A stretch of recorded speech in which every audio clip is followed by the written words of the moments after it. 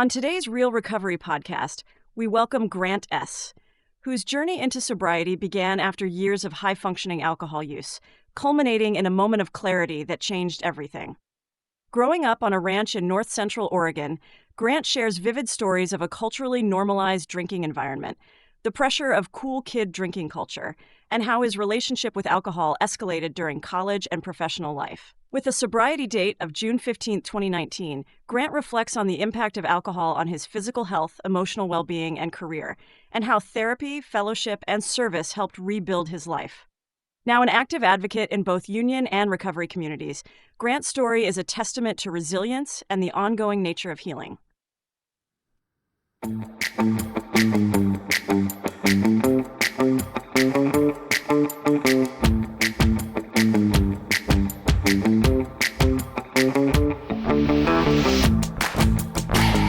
Hello, and welcome to the Real Recovery Podcast. I'm Julie, your co-host. On this journey of healing and transformation, together with my co-host Peter, we dive into the heart of recovery, sharing stories that resonate with courage and inspiration. That's right, Julie. Each episode is a new chapter in this vast narrative of recovery, and we're honored to bring them to you. But keep in mind, the perspectives you'll hear are for informational purposes only and may not reflect the views of the podcast or our partners. Indeed, while these conversations can be a powerful part of your recovery toolkit, they are not substitute for professional medical advice. We encourage you to seek guidance from your healthcare provider for any treatment-related decisions. And if you're facing an immediate crisis, or if you just need to talk to someone who understands, don't hesitate to call the Recovery Crisis Line at 503-223-8569. That number is also on our website. Help is available 24/7. Now let's begin our episode of Recovery, Real Recovery. Hi, this is Julie. This is Peter with the Real Recovery Podcast. Peter sounds so sexy. And we're with actually our friend from I met you at our group, and we're with Grant today. And I'm so excited. Welcome. Thank you. Hi, Julie. Hi, Peter. Hi, everyone. Yeah, like I told you, there's no wrong or right. We just share stories of recovery.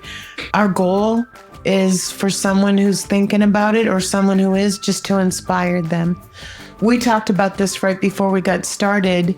We usually ask, how was your childhood? And I know yours was good. Tell me about it.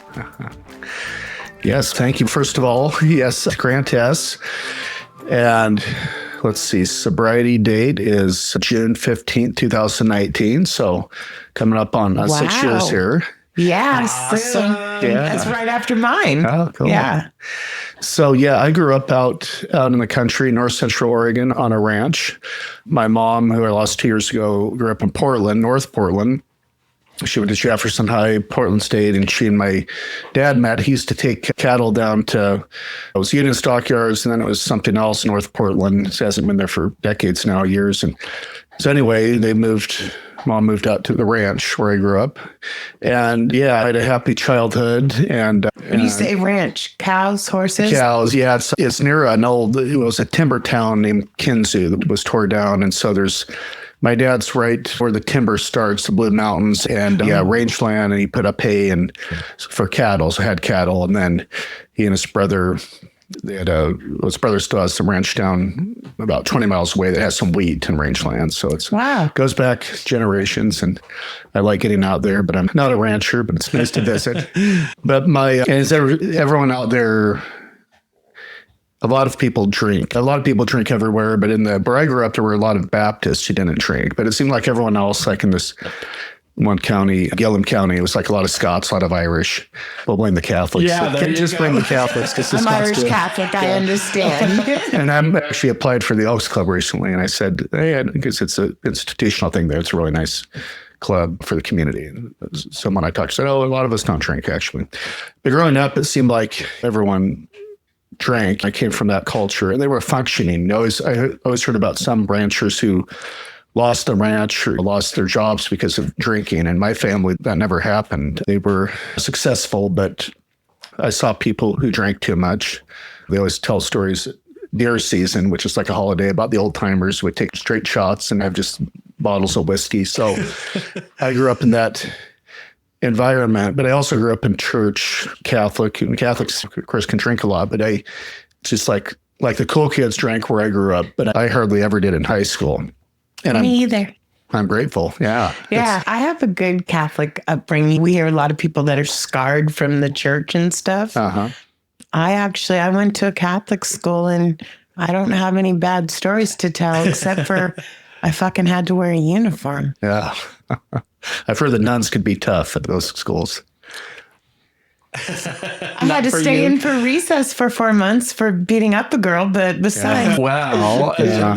I guess Mine it's all was- relative. Mine was actually for positive too. The priests were positive, and there was a difference. Like the cool kids, a lot of them did drink too much. One died of alcoholism, liver cancer, right before COVID. He was still in his 40s. I know one struggling, waiting for a liver transplant. He was like a fifth a day drinker or more, and both good athletes, but.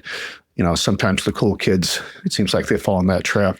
Yeah. what's cool isn't cool later on. Yeah. And I've always heard the younger you start, the tougher it can be to quit. You're going to probably drink more and just get in that habit, and it's going to affect your brain that much sooner and harsher. So I rarely drank, but when I did, looking back a few times at the golf course, like one time in my sophomore year, we had some golf tournament and I had 3 or 4 beers, and that's a lot when you don't drink. So I was buzzed, drunk. And so even looking back then, I don't think I ever stopped at one. So even looking back the first times I drank, I could see that there was a pattern. And then they was talk about, and I fit in and I was happier. And I could see that even in high school, but then I backed away or I didn't fit in with that crowd, which I'm grateful for that. But in college, like my 3rd year of college, I did start drinking. And I would back up. I talked about church. I went to the Baptist church too. That was positive in high school too. That was they provided sober activities. They had the church group and we lived away from everything. So we'd go to the mall, like drive to Bend or do activities. I think that's so important for young folks, the alcohol and drug-free parties and whatnot. Yeah. I couldn't agree with you more. Yeah. Where I was on the island, being a little bit isolated, that was what you did, was you went to wherever we had all these spots, the Gray Building, the Gravel Lot, Old Mill. And what did you do when you got there? Drank. Those were the events that we were a part of. So yeah, the youth group did provide some sober events, which was a nice break from the typical party. Although I really like those parties, but that's why I'm here. I liked them too much. It was never enough. So I had that kind of conservative background, and then college, my first 2 years, that continued, and then around the end of my sophomore year, I went to Eastern. I went to Bend and then Eastern, which is a nice, beautiful area of Grand. And someone invited me to a party the final month. It's around Memorial Day, and it was an all-night party, and I drank so much and had such a good time. And I was so hungover the next day, I stayed up till 5. And I look back, and that's a metaphor for drinking. On the one hand, it's fun, and then you really pay for it. Yes. So you see the scale there. But the time I was drunkest ever was at a frat party at Portland State, and I remember crawling up the stairs to get to my unit. And I had a blast dancing to Michael Jackson. I remember Off the Wall, not Thriller. And I cut my knee and I didn't even know. I woke up in the morning. Yeah. And that was, I think the drunkest I ever was. I was like, whoa. Yeah. Oh, yeah. Most of us can relate. And I remember that party it was off campus, someone went back on, and some of us, I went swimming or jumped into Badgley Fountain. I mean, it's like the dumber you are, the cooler it is or something. Yeah, absolutely. We went skinny dipping off Madison Bay in Seattle, which wasn't too far from where the bars were. That's cool. Yeah, and had the cops show up in big spotlights, and we're like, oh shit, what do? We can't come in because we'll get caught. But if we stay out here, kind of funny thing. And up there, and then that summer, I probably drank more. Then the next year, I turned 21. I drank a lot. You talk about the cops. They were real serious at LeGrand and Eastern. Unfortunately, I didn't drive. I didn't have a car then, which is good. And everything was in walking distance. But the story I heard there was the judge, Valentine was his name, Eric Valentine. And he'd lost, I think, his daughter in a drunk driving wreck. Oh, wow. So he was very serious about it. Yeah. Which is good, but it's still hard to stop kids from drinking or anyone from drinking. They'd raid parties, but it's like swatting flies or... I think drinking in college, it goes together sometimes. Yeah. Yeah. So it did for me. And I went to the bars. I mean, I never got a fake ID. I never really considered it. I didn't really. Now, back when it was easier, when it was laminated, when you put in someone else's. I actually went to the DMV. The girl's ID that I got, she gave me her checking account, her birth certificate. I wrote a check and she was tired of me not being able to go to the bar. It was quite cool. Oh, yeah. I know a lot of people who did, but I waited. But I went to the bar the minute I turned 21 at midnight. I did, and then my 21 the next night. So I enjoyed drinking, and I actually did better. Socially, my grades improved. Before, I'd struggled. First year, I had a 2-point. Second year, one term, I had a 3-point. My third year, when I drank, I did way better because I was more social. I think I was happier, and I could handle it, or I thought, compared to some. We all know people, like the first time they drank, they were blackout drunk or took shots and puked. I never did any of that, but still, I drank 2 or 3 nights a week. Weekends, usually Wednesday night they called it church night. So pitchers back then were normally $6. So church night, they were $2 or $3. Nice. Scared of that. Church night. Go to church. Yeah. And all the bars were in the same area except the east side, which is a mile to the east. So I enjoyed it, and I bought for people, which looking back, I regret. But I thought, this is so much fun. I want them to experience it too. And I think we all hear that. It's like the Lion, Witch, and the Wardrobe when the queen or whatever had Turkish delight.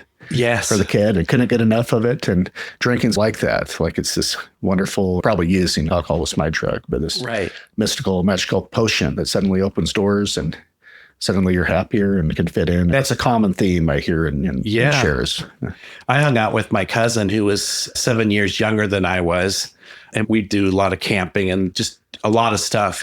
And when I turned 21, I was like everyone's best friend of his friends because I could go buy. Yeah. And I remember that we would collect money from all the people.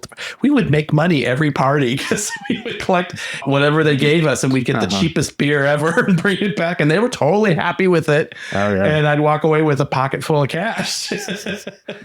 Yeah, I used to do that some. I'd skim some off the top, the tip. Yeah. I probably could have done more. And Keystone was the big beer then, or the cheap beer. Oh, yeah. Like I had a friend, she was diabetic then. She probably shouldn't have drank at all, but we called her Keystone Angie. Keystone Angie. Love that. Shout out to Keystone Angie. Yeah. I'll have to tell her I mentioned her today. So I drank quite a bit, handled it, but I put on weight. Like before that, I'd take time to go to the gym. And I when you're young, or I didn't think about gaining. Actually, when I was a kid, I was heavy, like second grade through 6th, 7th. And then I lost weight, lost a lot, never had a problem in high school, early college. And I worked out. I never even thought about calories and alcohol. I just thought, it's liquid. How many can it? Of course, it does have a lot.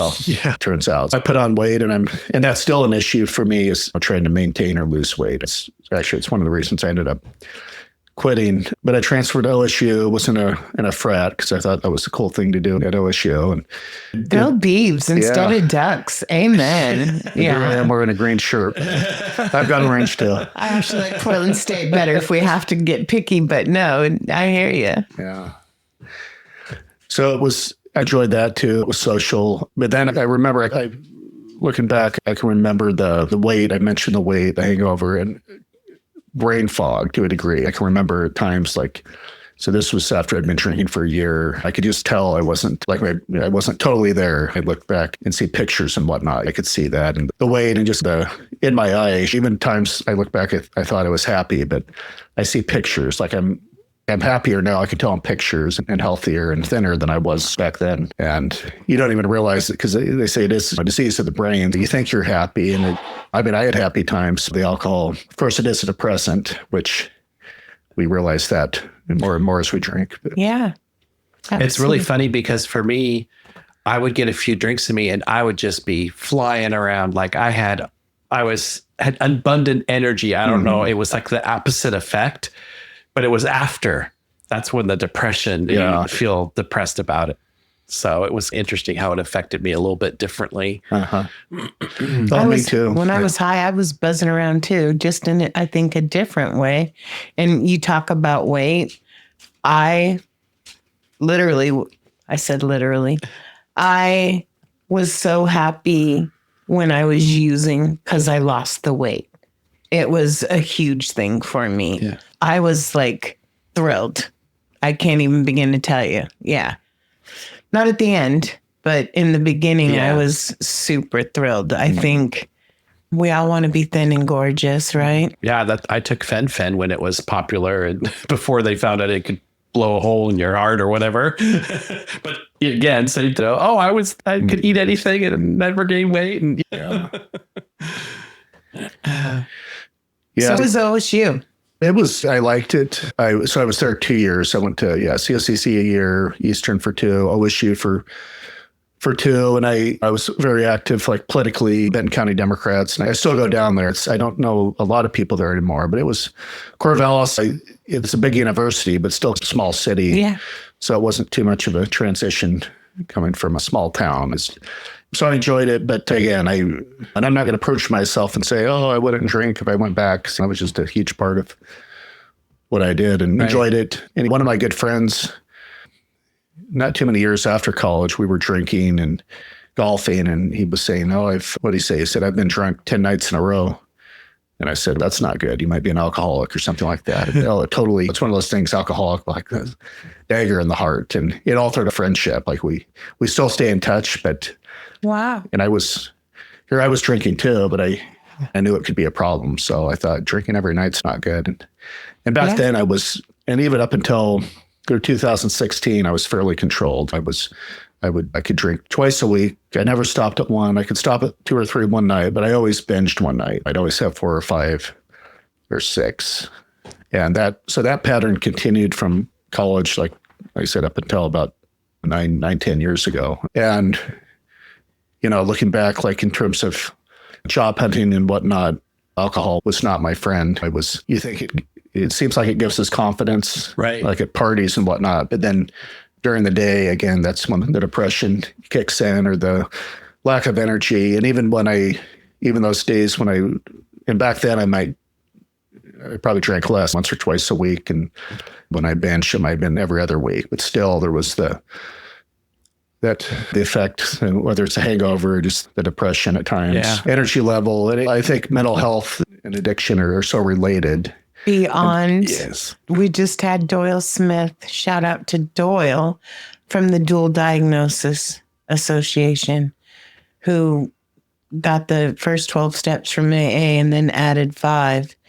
And I think, like for me, I think I'm quadruple diagnosed for real. And I wish I would have known sooner and gotten that help on that level, because I think our mental health is so important to our recovery. And they're realizing that in the recovery community. I mean, that more and more programs are incorporating or putting the two together, because they do go hand in hand in so many ways. I think depression and anxiety runs amongst us like crazy. And then a lot of people, like you, had a good childhood. Mine had some opportunities, and I think trauma and what happens from there as well. But I agree with you. And then there's being hereditary. I think alcoholism, more than any other drug, is hereditary. Absolutely. And I've heard it passes down from someone. Well, in fact, she introduced my parents. She went to high school with my mom, and she might have worked in the field, but she said it's passed on from men to their sons a lot. The firstborn child and the oldest son are highly likely. I'm an only child, and I believe 100% I'm an alcoholic, though I haven't had to go through a lot of drinking stuff. I think that I didn't want to be drinking like my mom, so let's just do a little meth instead. Seriously, I think I stayed away from alcohol because of knowing it was in my family and didn't even see the meth coming. Crazy. Yeah, and with depression, I don't have a diagnosis, but just, you said depression, anxiety, levels of those variations are common. And anxiety, when I was a kid, starting in high school, sometimes junior high, I'd get anxiety sometimes, reading, stage fright. Sometimes I wouldn't, sometimes I would. And even in recent years, I had that, and that's improved a lot. And even before I quit drinking, I was doing better in work and whatnot. So I was getting more confidence. But sobriety definitely has helped calming nerves, like being able to talk now, just have a conversation and feel confident and comfortable. And AA really helps too. Before AA, around the time I started, I was doing Toastmasters. I did that too. And have you done that? No, I actually have that gift. And It comes naturally. You just I come did naturally. Toastmasters because I sent a supervisor to Toastmasters Yeah. that whenever we were in meetings, they froze up and had her go to Toastmasters. Yeah. So with Toastmasters, it was a progressive one, like Democrats and Union folks. I should look into it again. It's totally different than AA because they crosstalk and you get critiqued and all this. And with me, I love politics. So for me, a speech is like an old, I don't know, even a Reagan or Ted Kennedy or Jesse Jackson speech. And most of them gave different speeches. So I don't know. I should try it again. But AA really helped when you can tell your story and talk about your inner thoughts and feelings and frailties and vulnerabilities in front of a crowd of people. Yeah. That helps you in every aspect of social life, like in work. And I was at a congressional town hall last week, and I started talking about, I work for a union, and about issues going on with the administration, and felt comfortable. And even 10 years ago, I don't know if I would have. Right. How'd you get to AA? So with AA, I mentioned depression, anxiety, and then there was a period of my life, like 30 or so, I connected with some political folks, went out on the road, really enjoyed it. My career was going pretty well, worked in a lot of different states, and started drinking more. I was more social and thought I could handle it. But looking back then, there were times I couldn't. It did affect my job performance, but I was still fairly controlled through. And this was probably like 20 years ago or so, and then maybe a little more. And then, so that pattern continued where I said I drink twice a week typically. Usually I binge once. And then in 2017, 18, like early 2017, I couldn't quit. So Lent's ending right now in a few days. I was saying I gave up sugar, although I ended Lent a day early. I had cookies today. And Girl Scout cookies, no less. If something's gonna do it, Girl Scout cookies. Exactly. I'm actually really jealous, but okay. Immense. So I used to give up alcohol for Lent, like going back maybe even 20 years ago. And it wasn't too hard, but then in 2017, suddenly I'd been sick. I'd had the flu and bronchitis. So like I didn't drink for a month, and then I drank right before Lent, like Fat Tuesday, whatever. Get it in while you can. Yeah. Yeah. And then I'll quit. Suddenly I couldn't, like I had the compulsion to drink. 2 weeks into Lent, I flew a lot for my job then. I was flying back from Denver on Southwest, and ding, hit the light, like I had to have a drink. So I started drinking a lot more, almost nightly. And I look back, like one week I was working in Baltimore, and I drank every night 5 glasses of wine for like $50. You do that nightly, that's almost $20,000 a year. Yeah. And I knew at that point I was an alcoholic because I couldn't control it. Even though I didn't drink like some alcoholics do, it was still enough. And then, did you have like rule, like you said, you stopped for Lent? So was that like a rule? Okay, I'll only drink. Did you have that kind of pattern where you're like, okay, not on? Like I didn't. I had Friday night through Saturday. That's when it was okay. It started, and then it creeped into Sunday, and I had all these rules that I had, and I started getting in place as I got more and more into my disease. Yeah. So that's what I'd have. Quit for Lent. I should only drink twice a week. You could stop at 5 or 6. So I got to the point, 2017, I had to drink almost nightly. I had to have a minimum of 5. Like I could never stop at 2 or 3 like I had before. And then sometimes I'd have more, but I could handle it, I thought. So it's like I knew I was an alcoholic, but didn't want to quit and didn't think I could. And then 2018, I continued, although I was able to quit for Lent. So I thought I'm okay. But then when I started drinking again, I drank even more. And I've always heard that the disease progresses. You pick up where you left off for us, yeah. And then I didn't enjoy it. And there were times like I was the drunk on the bar stool falling off, like it was disoriented. And so that was my rock bottom. I was like that a few months. And I'd moved ahead in my job that I have now in my union, like this political position I really wanted. And now we're worried about funding because of all the federal attacks on unions. But anyway, I've done well and did well then. I was advancing in my career, but I knew I was jeopardizing it and everything with drinking. And one time I went to an event, fundraiser in Happy Valley. The governor was there, and I was drinking too much. This was in August 2018. And like people were scoping me out, security, because I think of anxiety and probably anxiety and maybe some kind of a meltdown. So that was kind of my rock bottom, like a mirror was held up in front of me. Yeah. That was your moment of clarity. Yeah. Yeah. There you go. Hey, for everybody, it's different. Every road. Yeah. I hope that, I know someone tells me, oh, my story isn't as bad as yours. I'm so grateful for that when someone says that.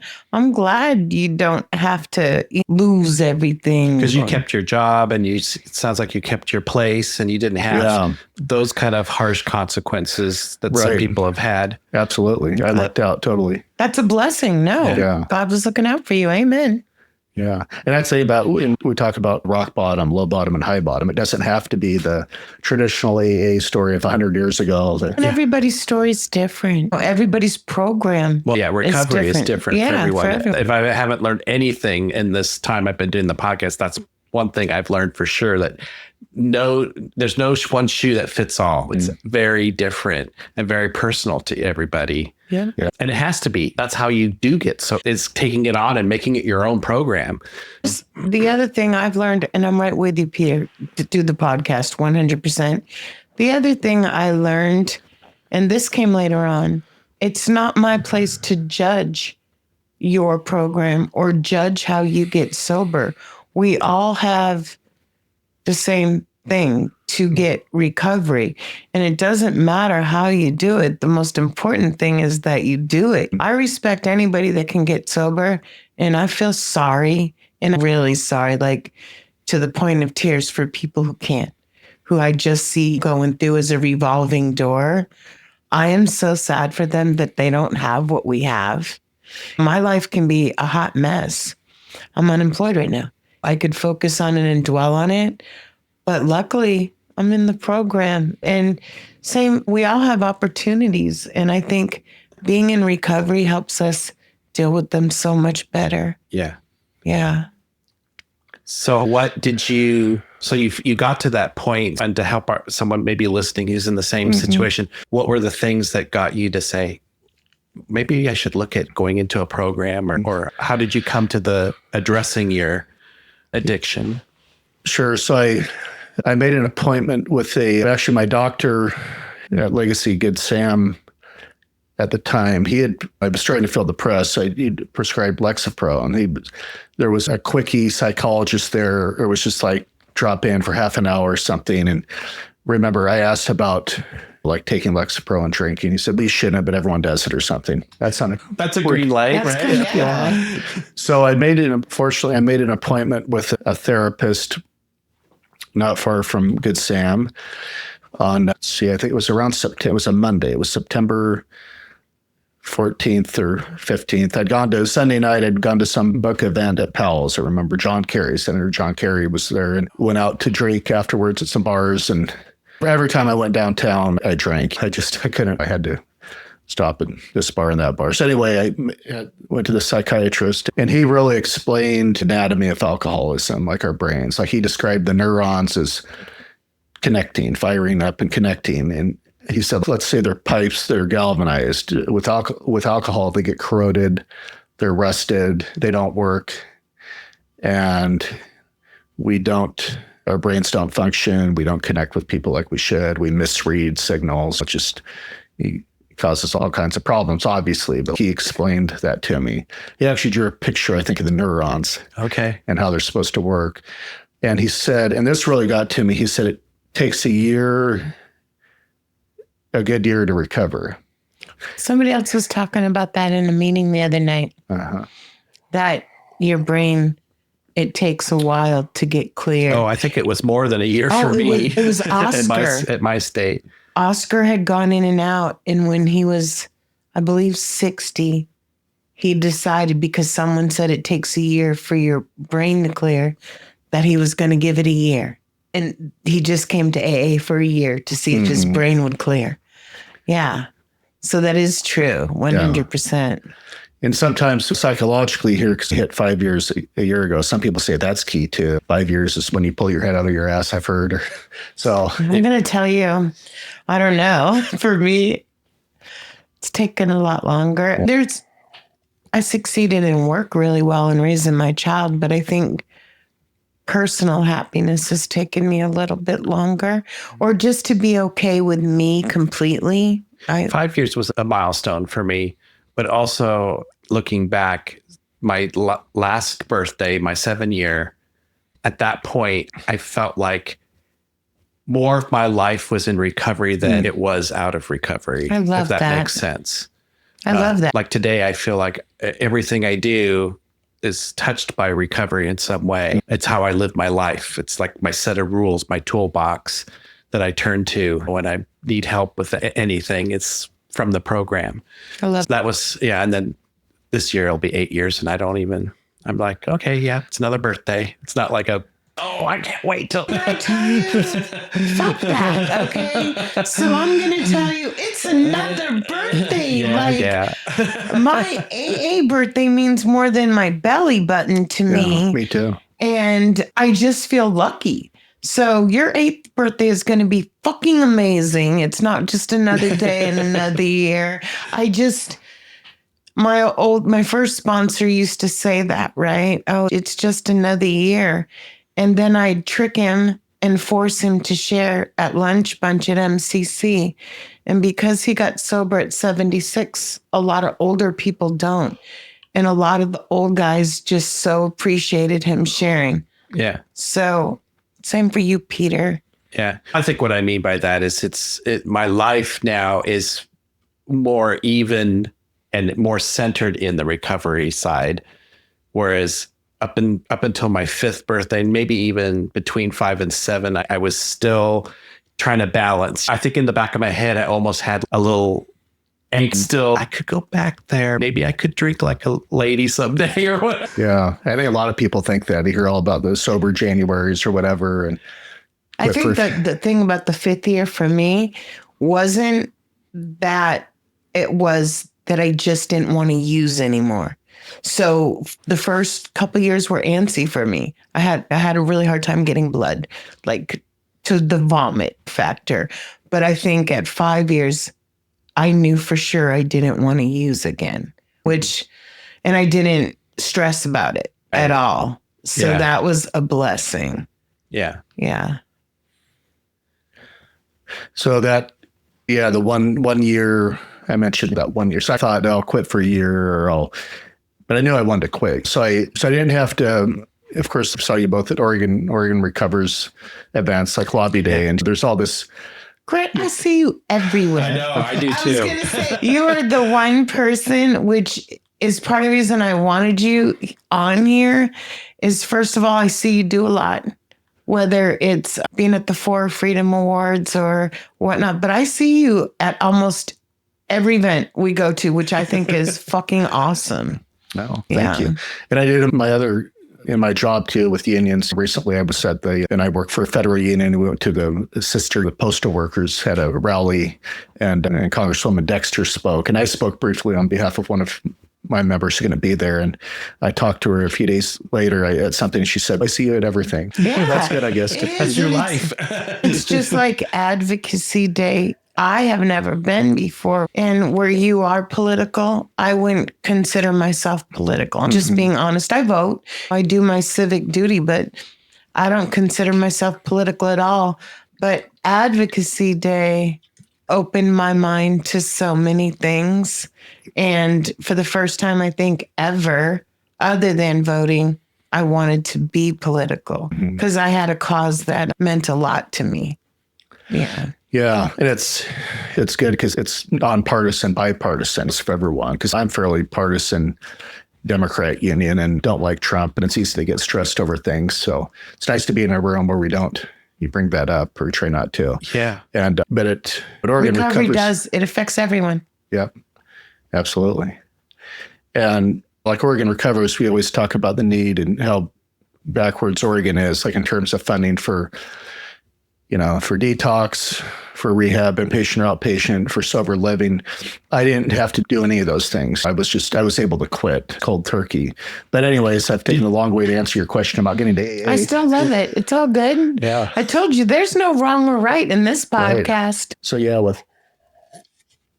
So I went to AA like probably a week or so after I quit. I'd heard like growing up there were kids wise guy kids I grew up with who were sentenced to AA for however many meetings when they got their MIP or their Dewey. And they didn't take it seriously and they'd tell the stories of what they heard, which it's supposed to. But I knew about AA, and with politics, there was a governor senator from Iowa, Harold Hughes, in the 60s, 70s, and he wrote a memoir, and he was like truck driver, governor, senator, alcoholic. Wow. And he had a real rock bottom, like he was a blackout drunk and he was suicidal, and he was in his bathtub with a shotgun. He had the water so the blood wouldn't splatter. And then he had a moment of clarity or spiritual experience. And he became very active in AA and in recovery. And when he was in the Senate, he did a lot for recovery. I love that. Yeah. So I knew that story. And I was always passionate about like combating drunk driving, because I've seen that over the years. Years past, family, friends had been affected by that. And where I grew up, it was common. So I was passionate about that piece of sobriety years before I quit, like a beer tax for more state cops, for more recovery to combat AA or combat DUI. Yeah. So anyway, I was like, going to AA was something I wanted to do. I was somewhat familiar with it. And I pretty much went to East Side meetings, Sam Johnson Hall, Lunch Bunch Extended Family, 12 by 12 Club, which closed during COVID. I probably went to that the most, the 12 by 12 Club. I don't know if you ever went there. Yeah. And it was on like Gleason and 70th near the Sam Johnson Hall, 930 plus. And there's some more meetings there now, a lot. Yeah. On Gleason and 70th. And, but I didn't get a sponsor. I didn't really work the steps. I just went to meetings, and which was fine. But then I relapsed. So, and now I've kept my sobriety birthday since then, 6/50/19. I only had a few glasses of wine, but it really knocked me back. And I was tired just for a week. It took me like a week to get back on track. And I really craved for the few days afterwards. So I knew I was like hanging over a cliff or something. Am I going to fall off? And Yeah. What was the trigger for you to relapse, if you don't mind me asking? A few months before that, I had a craving. My dad called, and my mom was taken out in the ambulance back home. Her blood pressure had shot up, or her meds or something. So she went to the hospital in Madras, and then I wanted to drink. And on this time, it was, what was it? It was at some event. Thought I'd lost my cell phone, or I couldn't find it. And I was like stressed out. And then I found it. It was like stress and sudden relief. You wanted to relax. Yeah. Yeah. I think that was it. And I almost drank the second day. Fortunately, I did not. But anyway, I went back to the 12 by 12, and there was someone named Robert M. He was a good friend, and he was celebrating his 1 year, and he became my temporary sponsor. And I'm slow on the steps. That's something don't look to me for advice, because like I'm starting step 9, or I've done step 8. Now I need to do step 9. Guess what? It's called progress, not perfection, for a reason. Thank you. Because if it was perfection, I'd have been kicked out a long time ago. And there was a lady today in the meeting who said she thinks she did the steps too fast. And I said, no. I said, you're just getting through your first time. It's all good. It doesn't matter how you do them. I did mine with a Hazelton guide. I didn't want to stop, so I kept just going and picking up the Hazelton guide. And really, except for the 5th step, that's how I did my first set of steps, was with the Hazelton guide, because I didn't have a sponsor the first year. So there's no wrong and right. I know the first time I did the steps, my brain just wasn't right yet. So I had to go back and revisit, because I just wasn't there. I couldn't even comprehend half of the stuff that I was doing. I had that brain fog, that wet brain, I guess you call it. Well, and every time you read them, it's like watching a movie and you pick get up something. a little more, I think every time, like, I get a little more sincere. And I think, like, my first 4-step, I was mad at the IRS, the DEA, anything that started with 3 letters, okay? That was my resentments. Yeah. And I'm not mad at any of those people now. My resentments are different. I don't really have a lot. The biggest one is gone. You know who? Oh. We won't say the name. Yeah. Yeah.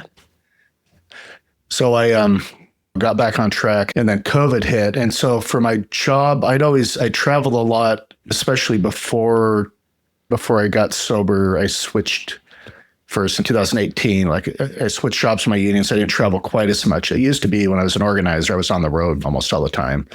And down in San Diego and Denver and nice places and hang out at the bars.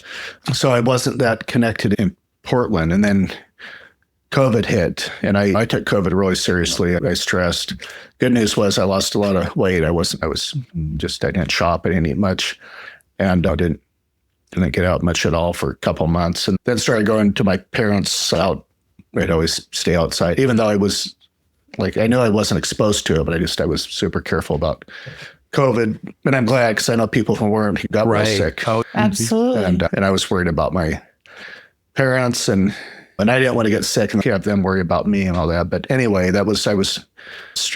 fortunately, I kept my job during that time, and I stayed sober. And when my mom took a downward turn almost 2 years ago, like early June, got a call. She was in the hospital and I was pretty sure she wasn't going to leave. I was in Corvallis at a friend's kid's graduation. Went to a meeting and I said, no, I don't know France, but I'm not going to be here for a while. I just happened to go to this meeting.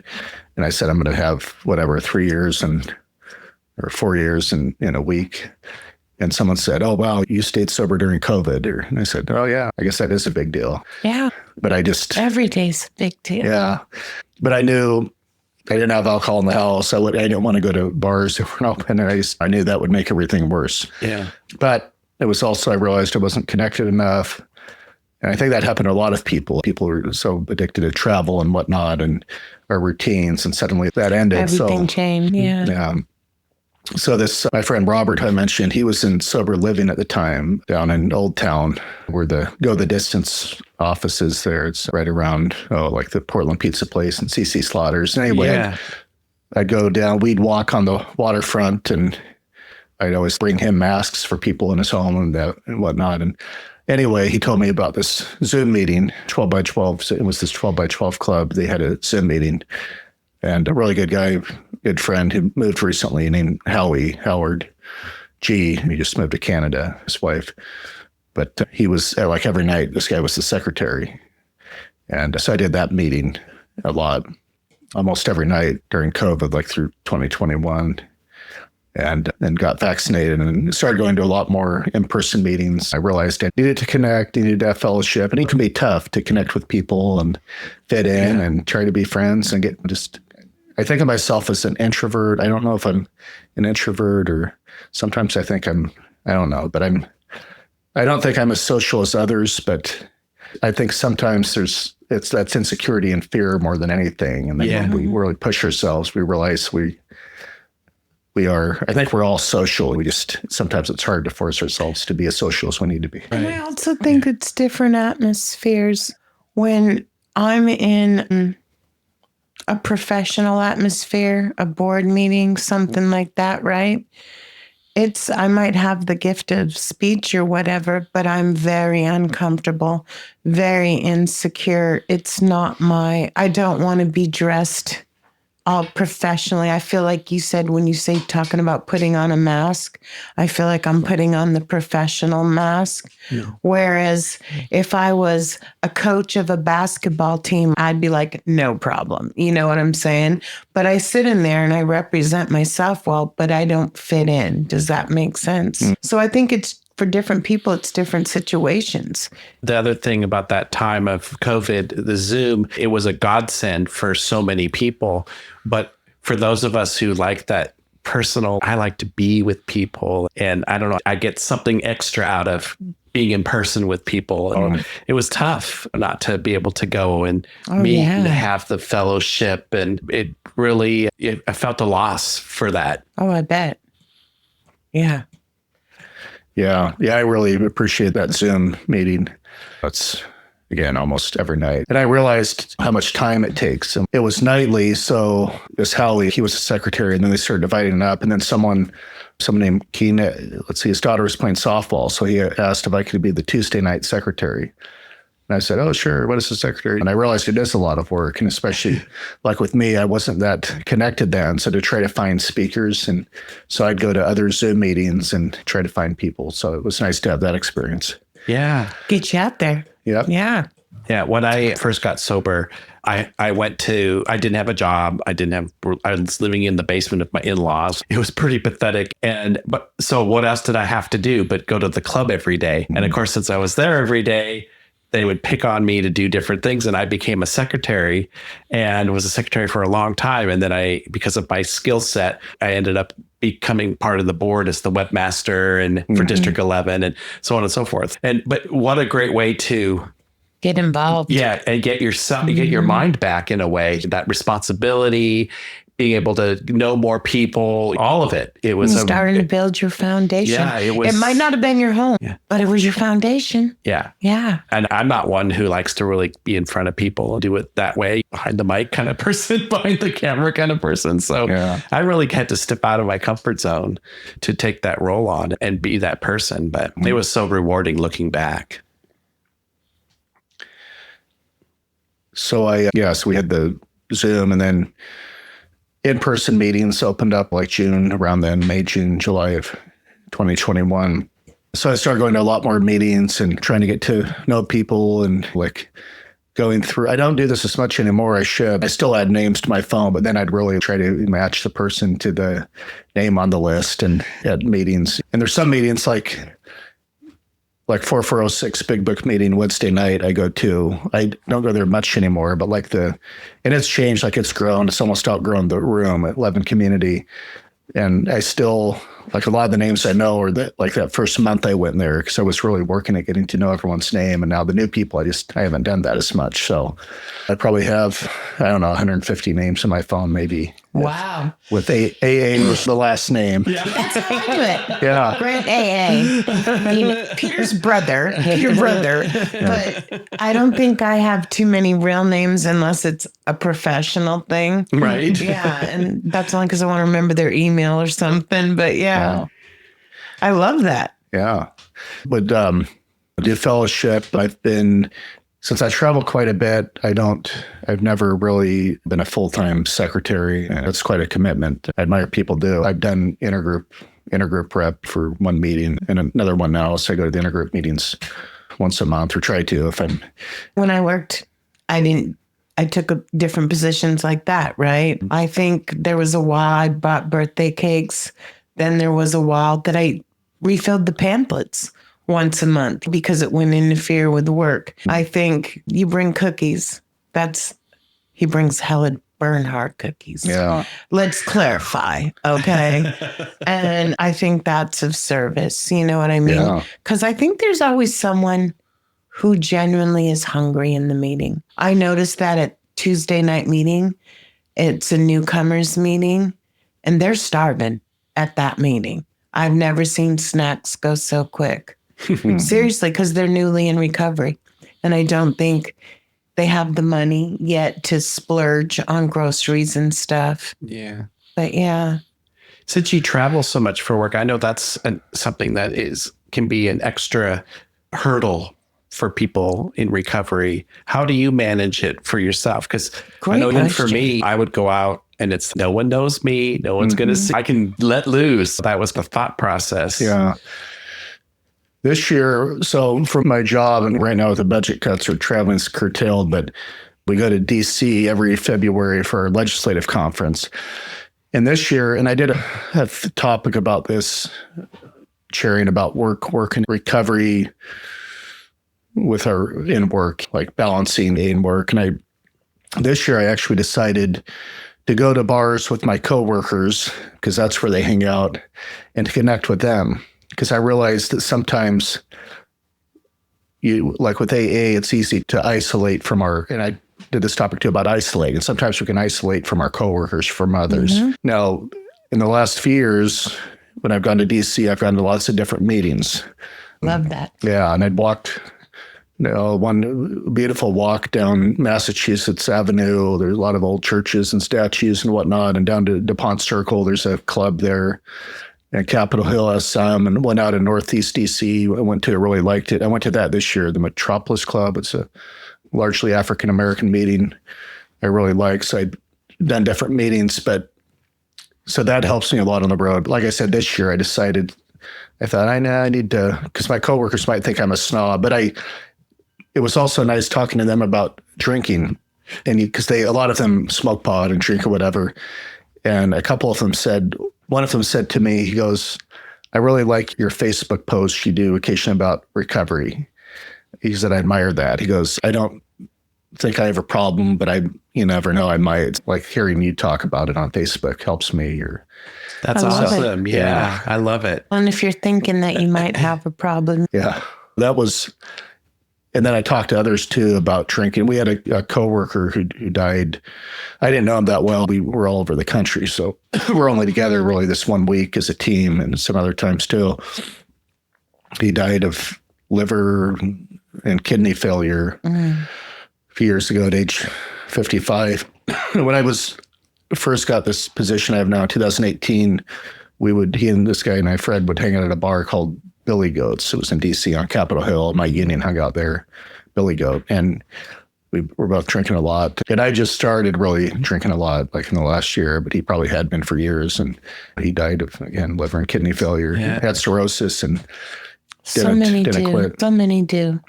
You know, Mike Marshall just posted today, I think it was 486 people die nationwide daily from alcoholism, 8 in Oregon, but 400, don't quote me on the number, but it's 480 something. And I was like, wow, that's huge. Yeah. I was reading recently, in recent years, opioid deaths skyrocketed. They've dropped a little, but 4 a day. What's that? 4 a day. Yeah. I know 20 years ago, it might have been 20,000. And then recent years, it's been up to 100,000 for opioids. But alcohol's double that, almost 200,000 a year. Number one offender. Isn't that crazy? Yeah. Yeah. And of course, people don't always die instantly like they do of fentanyl, although drunk driving wrecks, they do. Exactly. And I think that those numbers are not including drunk driving wrecks.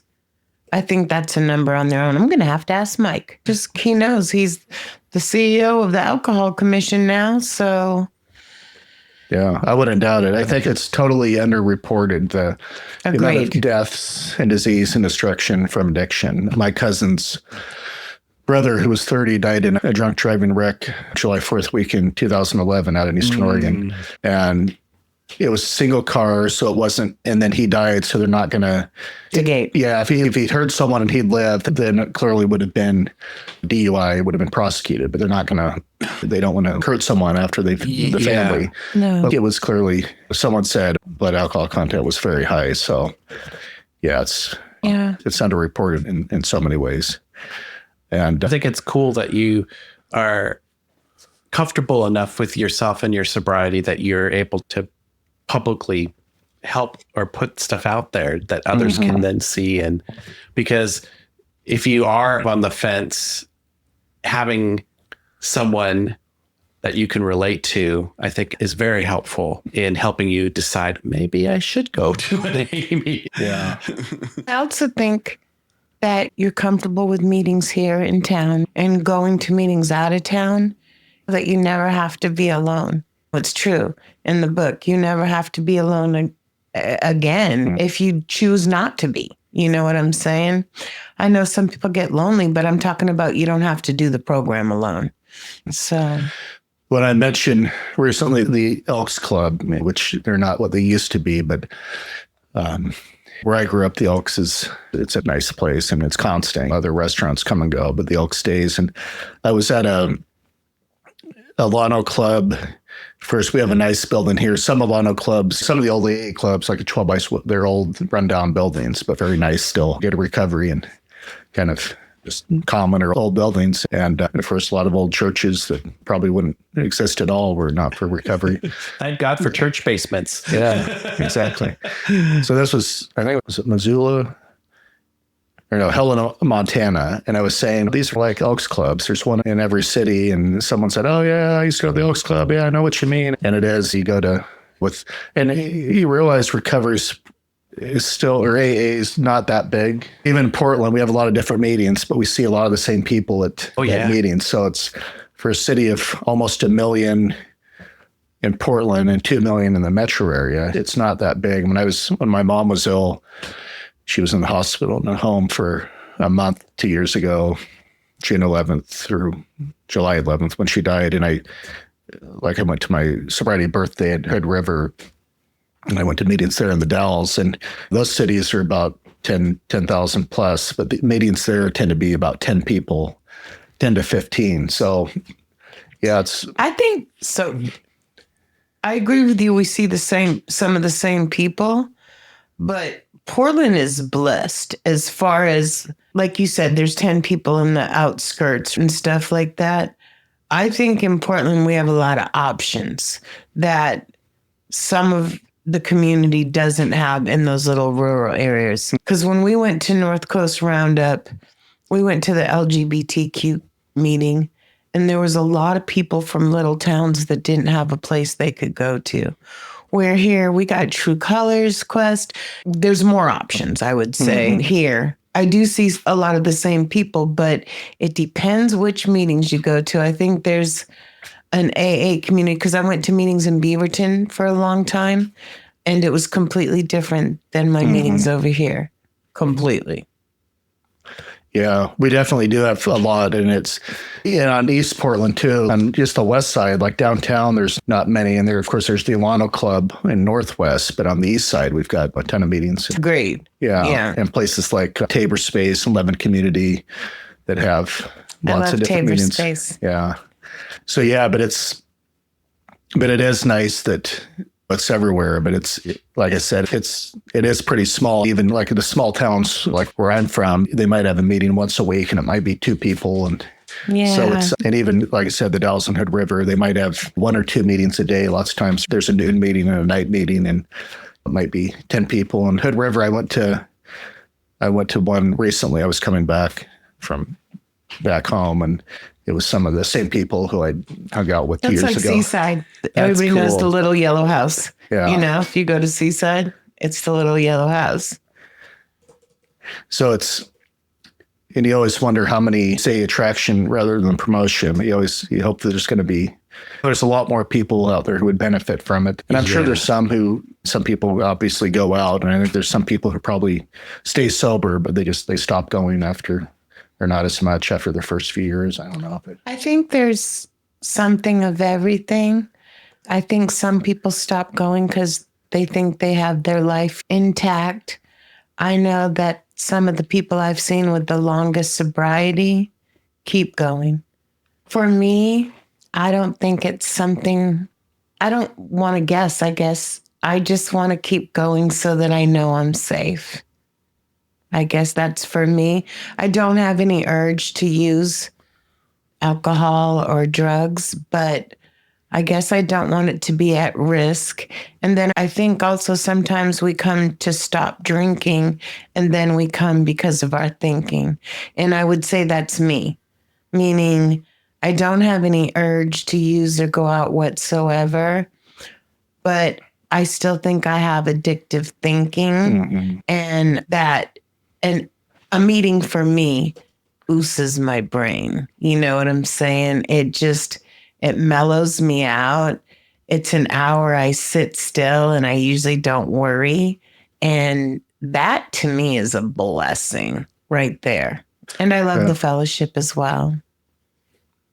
Yeah. Yeah, me too. And it's a social aspect too. Yeah. Like I said, the Elks Club or whatever. Oh, I'm going to go and went to whatever club. And some of them are clubs, for Solano Club. The 12 by 12 Club actually had a bar.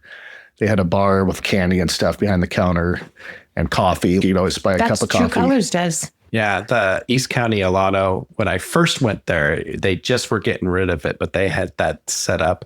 And then the URS Club used to be like a club. It was so much like a club that I think it was John who was saying his wife went in there and thought she was going to get a drink. No. Didn't know it was a AA club. Okay. John from Another Chance. Yeah. So funny. Yeah, that social aspect is important to me and again, working remotely, I can't complain, but it's sometimes it's easy to, I don't know if it's boredom, because I have a good job. I'm not bored, but it's just, it gets lonely sometimes. It's always important to agree with you. Sure. I've been hybrid, 3 days in the office, 2 days at home and whatever. And I personally was always so happy to see my employees. Not always happy to drive in, but because I don't like driving, but always happy to see my employees and make that connection.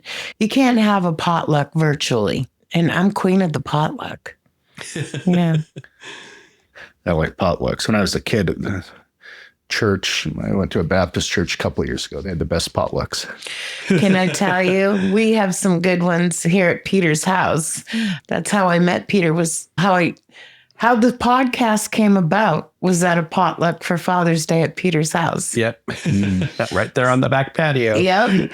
Some of the best ideas, right? Yeah. I think just on lines of that is what I thought for Peter when I first went into recovery was fun is over.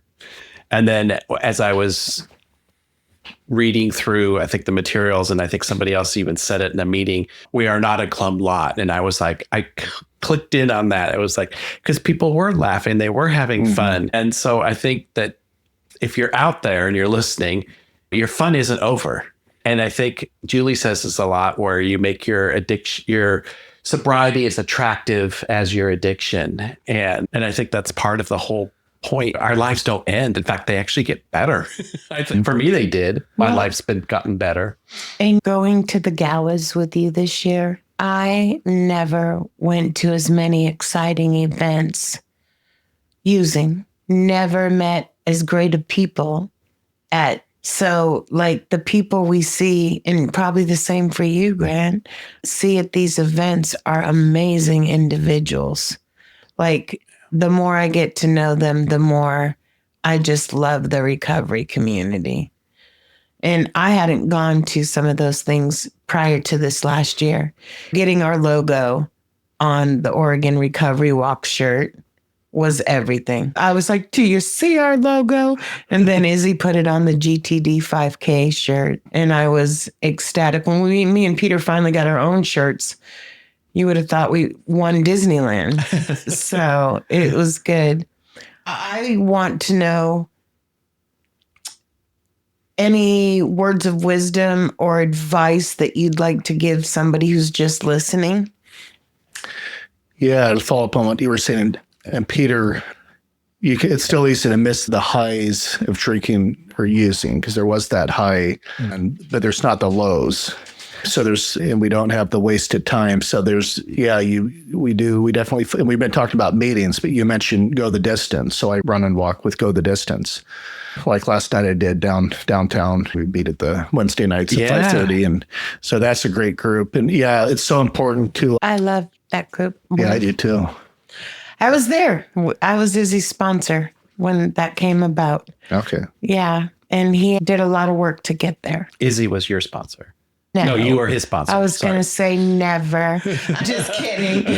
No, I got him through the first 12 steps. And then GTD came about he went and took one of our peers that was in DePaul running, Daniel Torres. And I asked him if he had his design and his logo yet. And this is when it was just, we were donating old shoes from our lunch bunch group. And he said he had his logo, and I bought him his first shirt for his present. So to see how it's blown up is incredible. Yeah. Yeah, it's a great group. Yeah, words of wisdom they have like I said, we always hear the rock bottom. So rock bottom, stop digging, come back up. For me, that brief relapse helped. I don't recommend it for anyone though, because so many people relapse and don't come back, or it takes them a long time too. I would, none of us say, oh, I wish I would have drank a little longer. Absolutely. We all like, I probably could have or should have earlier, sometime in 2017, 18. I'm just glad I quit when I did. I would go to lots of meetings. Again, get to know people. That's, again, something I did different the second time after COVID. I realized I needed to connect, use the phone lists, call people. I do gratitude lists occasionally. Some people, like this Howie I mentioned, who's sponsored a lot, like he's someone who said, oh, do your steps right away, which I can't perjure myself and say that because I haven't, but I know a lot of people would say that it's important. It's definitely important to get a sponsor right away. That's something I did not do my first time. And I did not value that. Yeah, I didn't understand the steps. I thought I did, but I didn't. So that's again, that's something I do different. I would have gotten a sponsor sooner. Yeah, I think. So yeah, go to meetings, get a sponsor. I have an app on my phone, my spiritual toolkit. It's got the daily reflection. I try to do the daily reflections every day. And even when I'm working or something, not at meetings, I do that. I try to text or call or Facebook message someone in recovery every day, even if I don't go to a meeting. I do physical fitness is important. Again, go the distance. I have a trainer who's in recovery, Derek. He's at the White Athletic Club. I go there once a week at least and try to stay fit. Love that. Yeah. I think I know who that is. Because it was, like I said, I look back at pictures and that I wasn't in good shape. There was times I was when I cut back on drinking and exercise, but often I wasn't. So I'm more confident now in like my pictures and how I look like on Facebook. And actually I got on Facebook during COVID and that was actually therapeutic for me. I know a lot of people who have bad stories about social media, but for me, it's been a positive because it helps me connect. Yeah, I love it. I definitely did then. I love it. I am a mediator for our lunch bunch group and the Friends in the Park. So I think it's very important. Izzy brought me to Friends in the Park the first time. And that's when we played bingo with masks out in the park during COVID to have a meeting. And it was really good. So I do agree with you. It's important to stay connected. Very much so. I want to thank you for coming here. I know you're a busy man, and to give up your time for us is so appreciative. Yeah. Second that. Really. You're welcome. And thank you. I need to listen to more of And you, these. too, will get a Real Recovery podcast shirt because you have to be at Studio H to get them. Unless you go online. Is that where we are now, Studio H? Yeah. Okay. We try to make it sound fancy. We've been at Studio H, Peter's house, which is where we mostly record. Studio J, Julie's house, but Julie's dog is a little too active. And we've recorded at 4D, True Colors, a few places. At Studio T, the trailer. Oh, yeah, Studio T, Peter's trailer. So, yeah, we record where we can and when we can and just make it work. But it's been working for over a year now. An episode every single Friday. So we've been pretty darn consistent. Yeah. Yeah, and I like seeing you at events like the Oregon Recovery Spend. I hope we get to do more of those this year too. They're a lot of fun. A little work is pack everything up, but everything is really Peter's lying. It's very because easy. they're a lot of work for Peter. When we do, like, people come up to the microphone and we do 50 people, it's Peter that edits all that and makes it sound. The editing's a lot of work. Yeah, Peter makes it sound beautiful. And I will tell you, our first live event was Recover Out Loud with rappers, and we had no clue or any indication of how that event was going to be. Just show up, we'll get you a table. That's all we knew. We moved tables 3 times before we knew it. We moved tables, and we're expected to do interviews with the talent. But we made it happen. So anyways, thank you so much for being here. Our next guest is arriving, so we will be signing off. But this is Peter. And this is Julie. And this is Grant. Have a good day, everyone. Thank you so much. And thanks to everyone for listening. That's a wrap on today's episode. Thanks to each and every one of you for lending us your ears and hearts. Your engagement is what fuels our passion and keeps this podcast thriving. We cherish the moments we share here and hope they resonate with you, whether you're on a daily commute, at the gym, or just taking a moment for yourself. Make sure to head over to our website at realrecoverypodcast.com. While you're there, subscribe to our newsletter for the latest insights and uplifting stories from our community delivered straight to your inbox. Click that subscribe button on your favorite podcast player too, so you can keep up with every new episode. It's your support that keeps our conversation alive and meaningful. And if our stories have touched you, consider using the donate button on our site. Your contributions, no matter the size, are deeply appreciated. They help us continue our mission of sharing hope and healing. Join us beyond the podcast and follow our journey on social media. Find us on Instagram, Facebook, and on X, formerly known as Twitter. All the links are on our site, so you can stay connected and be a part of the Real Recovery community every day. Your likes, shares, and comments not only spread the message of recovery, but also remind us that we're all in this together. So, until we meet again, remember that recovery is a journey, not a destination, and we'll be here to accompany you every step of the way to recovery, real recovery. Thanks for listening.